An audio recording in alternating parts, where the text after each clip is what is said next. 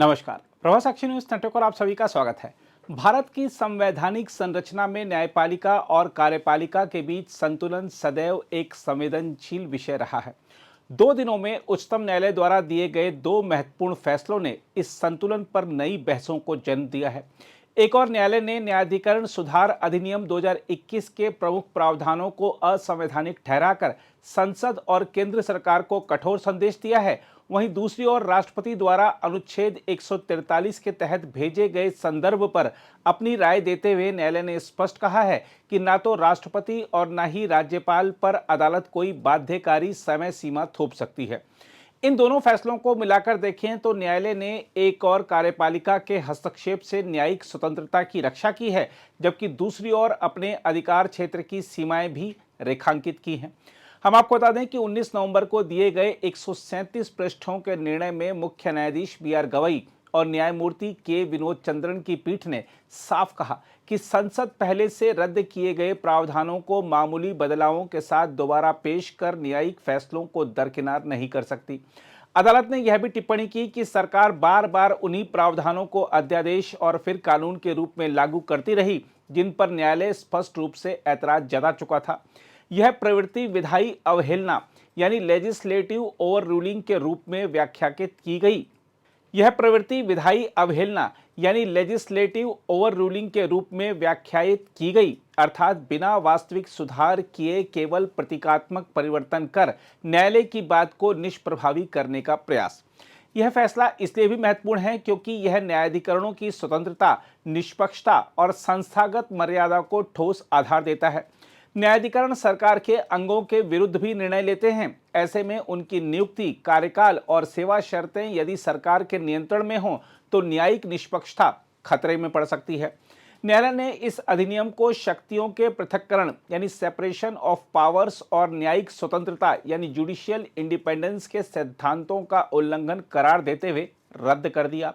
यह स्पष्ट संकेत है कि संसद कानून तो बना सकती है, लेकिन न्यायपालिका की मूलभूत स्वतंत्रता को नियंत्रण में लेने की अनुमति नहीं दी जा सकती। दूसरा महत्वपूर्ण फैसला राष्ट्रपति द्रौपदी मुर्मू द्वारा भेजे गए संवैधानिक संदर्भ पर आया है।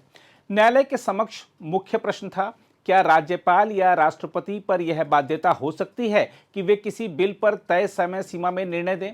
मुख्य न्यायाधीश गवई तथा न्यायमूर्ति सूर्यकांत, विक्रमनाथ, पी.एस. नरसिंह और ए.एस. चंदूरकर की संविधान पीठ ने स्पष्ट किया कि न्यायालय राज्यपाल और राष्ट्रपति पर कोई निर्धारित समय सीमा नहीं थोप सकता। यह स्पष्ट है कि डीम्ड एसेंट अर्थात समय बीतने पर बिल को स्वतः मंजूर मान लेने की अवधारणा असंवैधानिक है, क्योंकि यह कार्यपालिका की भूमिका को न्यायपालिका द्वारा हड़पने जैसा होगा। हाँ, यदि लंबे समय तक अनिश्चित देरी हो जिससे लोकतांत्रिक प्रक्रिया बाधित हो तो न्यायालय सीमित दायरे में यह निर्देश दे सकता है कि राज्यपाल अपनी जिम्मेदारी निभाएं, लेकिन यह निर्देश विवेकाधिकार के उपयोग पर टिप्पणी नहीं करेगा। इस फैसले से दो बातें स्पष्ट होती हैं। पहली यह है कि न्यायालय ने स्वयं पर अंकुश लगाते हुए साफ किया कि कार्यपालिका के संवैधानिक अधिकारों में दखल की सीमा तय है।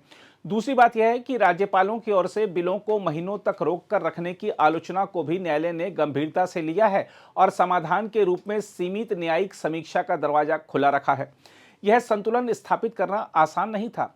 एक और राज्यों, विशेषकर तमिलनाडु, केरल, पंजाब और पश्चिम बंगाल ने तर्क दिया कि राज्यपालों द्वारा बिलों को रोकना लोकतंत्र विरोधी है।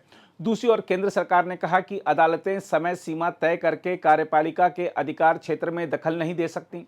अंततः न्यायालय ने वही रास्ता चुना जो भारतीय संविधान की आत्मा के अनुरूप है, यानी संविधान ने समय सीमा नहीं तय की है, इसलिए अदालत भी इसे तय नहीं करेगी। इन दोनों फैसलों में न्यायालय का स्वर पूरी तरह एक जैसा नहीं है। एक तरफ उसने संसद को तीखी चेतावनी दी, दूसरी तरफ उसने खुद अपनी सीमाओं को स्वीकार किया। यही दोहरी भूमिका भारतीय लोकतंत्र को संतुलित बनाती है। न्यायालय संदेश दे रहा है कि न्यायिक स्वतंत्रता पर किसी भी प्रकार का आघात बर्दाश्त नहीं होगा, लेकिन संविधान में जो अधिकार अन्य अंगों को दिए गए हैं उन पर न्यायपालिका कब्जा नहीं करेगी। इन फैसलों की समय सीमा भी रोचक है। मुख्य न्यायाधीश बी.आर. गवई 23 नवंबर 2025 को सेवानिवृत्त होंगे। उनके बाद न्यायमूर्ति सूर्यकांत 24 नवंबर को भारत के 53वें मुख्य न्यायाधीश बनेंगे। इन दोनों महत्वपूर्ण संवैधानिक फैसलों पर गवई और सूर्यकांत दोनों की निर्णायक भूमिका भविष्य की न्यायिक दिशा के संकेत देती है, विशेषकर केंद्र राज्य संबंधों और न्यायिक स्वतंत्रता के क्षेत्र में। बहरहाल संविधान ने भारत को एक संतुलित संरचना दी है। न्यायपालिका स्वतंत्र हो, कार्यपालिका जिम्मेदार हो और विधायिका जनता के प्रति उत्तरदायी हो। इन दोनों फैसलों ने इस संतुलन को और भी स्पष्ट रूप से रेखांकित किया है। जहां न्यायालय ने संसद को बताया कि वह न्यायिक आदेशों को दरकिनार नहीं कर सकती, वहीं राज्यपालों और राष्ट्रपति की संवैधानिक गरिमा को भी मान्यता दी, यह कहते हुए कि समय सीमा थोपना न्यायपालिका के अधिकार क्षेत्र से बाहर है। इन फैसलों के साथ भारत का लोकतंत्र एक बार फिर यह साबित करता है कि संस्थाएं तभी मजबूत होती हैं जब वे एक दूसरे की सीमाओं और स्वतंत्रता का सम्मान करें। अगर आप भी लेना चाहते हैं देश दुनिया की तमाम जानकारी तो आज ही सब्सक्राइब करें हमारे चैनल को।